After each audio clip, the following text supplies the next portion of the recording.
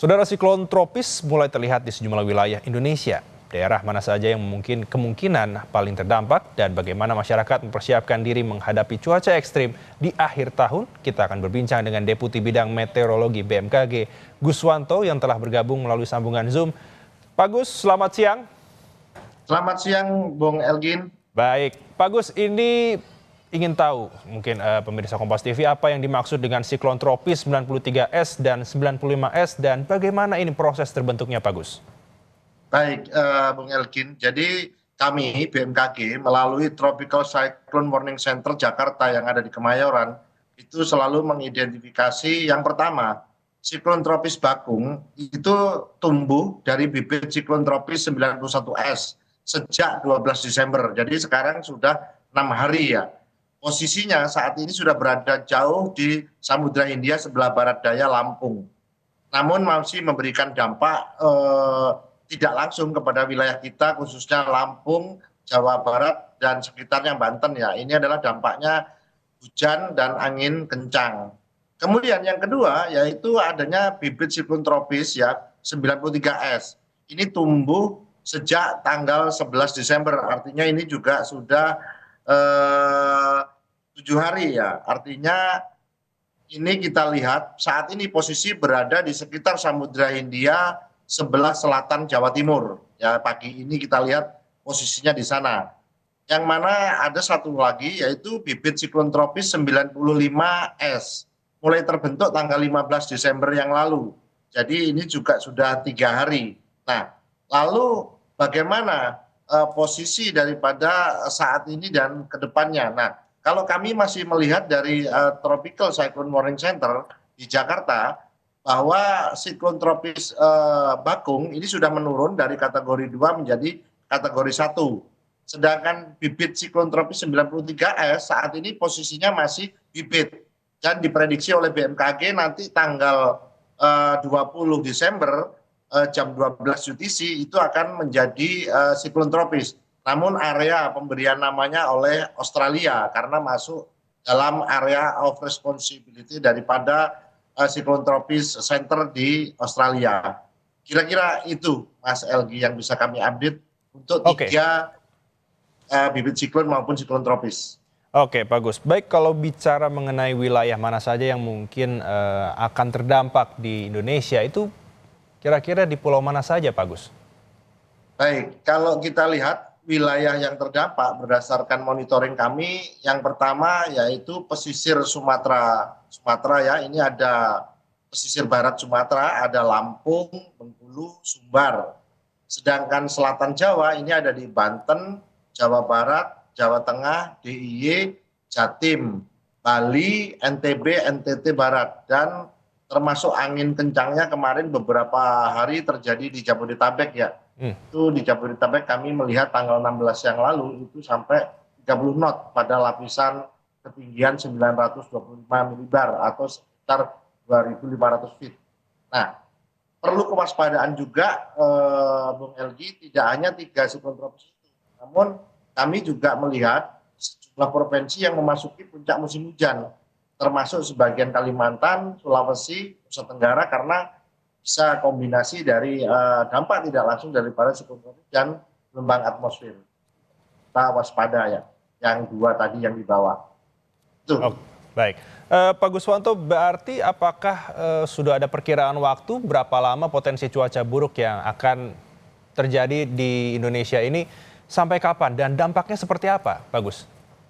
Baik, kalau kita melihat durasi potensi cuaca buruk yang kami analisis dari kami perakirakan di BMKG, ini memproyeksikan pengaruhnya signifikan sepanjang tanggal 16 kemarin hingga 22 Desember. Sementara ini kami kan menggunakan skala meteorologi, jadi dikurang dari 10 hari.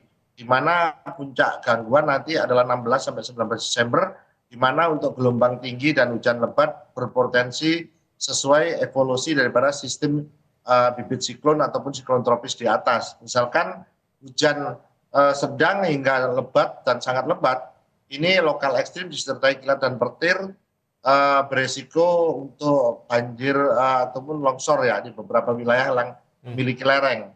Kemudian juga angin kencang atau low level jet ya, ini juga meningkat ya, tadi sudah saya sampaikan di Jabodetabek sempat mencapai 30 knot.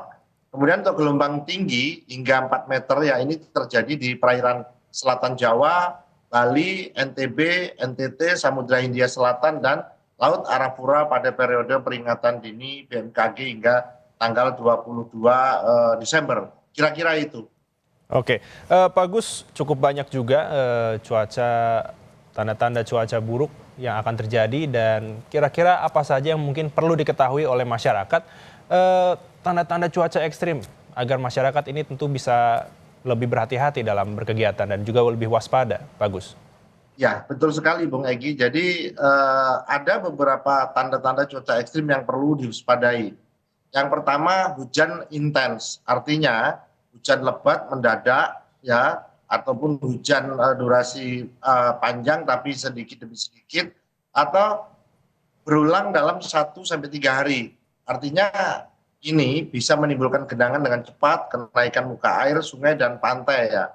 Kemudian yang kedua itu untuk angin, hembusan angin kencang kan terlihat ya, biasanya pohon, papan reklame rawan tumbang karena ada termasuk juga muncul badai petir ya. Kita melihat kalau tinggal di gedung mungkin lantai 4 ke atas dalam periode 16, 17 sampai sekarang 2022 nanti itu biasanya terdengar bunyi jendela itu seperti itu, adalah bunyi angin kencang ya.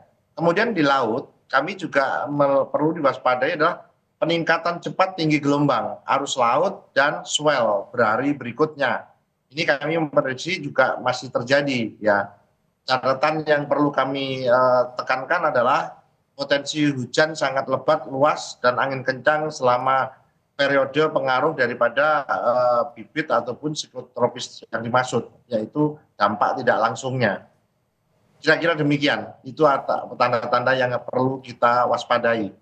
Baik, Pak Gus, langkah antisipasi apa saja yang disarankan oleh BMKG untuk masyarakat di daerah-daerah rawan, Pak Guswanto? Mungkin seperti di pinggir pantai itu harus berhati-hati jika mungkin gelombang sudah naik, seperti apa Pak Gus?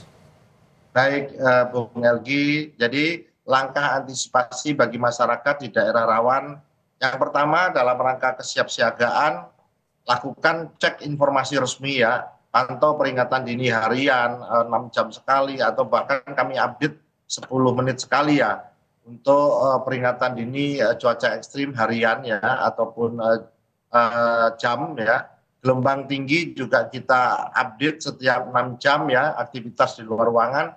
Ini perlu kita cek informasi resmi untuk menghindari hoak. Yang kedua, mitigasi rumah ataupun pohon, amankan atap, bersihkan saluran air, pangkas pohon yang sudah tua ataupun yang rindang ya, agar apabila terkena tiupan angin tidak roboh. Kemudian evakuasi lokal ya, artinya kenali titik kumpul, jalur evakuasi, dan lokasi aman dari bencana. Misalkan nanti apabila ada kena banjir, kita udah tahu evakuasinya lewat mana. Dan kemudian siapkan tas siaga ya, dokumen-dokumen itu seperti biasa kita simpan dalam tertentu, nanti apabila ada bencana kita tinggal dibawa. Terus kemudian yang selanjutnya, hindari risiko, jangan berteduh di bawah pohon saat angin kencang, ataupun kita di tanah lapang saat petir. Hindari aktivitas di pesisir saat peringatan dini gelombang tinggi berlaku. Hindari juga daerah yang berlereng yang apabila peringatan dini cuaca ekstrim berlaku, dikhawatirkan ada longsor. Baik. Kemudian kita juga melihat, Bung Elgin, ada beberapa pelayaran ya, himbauan bagi nelayan, pelayaran dan penerbangan ini sudah memiliki jalur tertentu, rute selatan, penerbangan juga cuaca signifikan juga sudah kita berikan. Demikian. Oke, baik. Terima kasih untuk informasinya Pak Guswanto, Deputi Bidang Meteorologi BMKG, dan semoga ini menjadi peringatan juga agar masyarakat lebih waspada jelang liburan Nataru. Terima kasih Pak Guswanto. Terima kasih Bung Elgin dan selamat siang. Salam sehat selalu. Saudara, usai jeda kami akan kembali dengan informasi polisi meringkus seorang ayah kandung yang diduga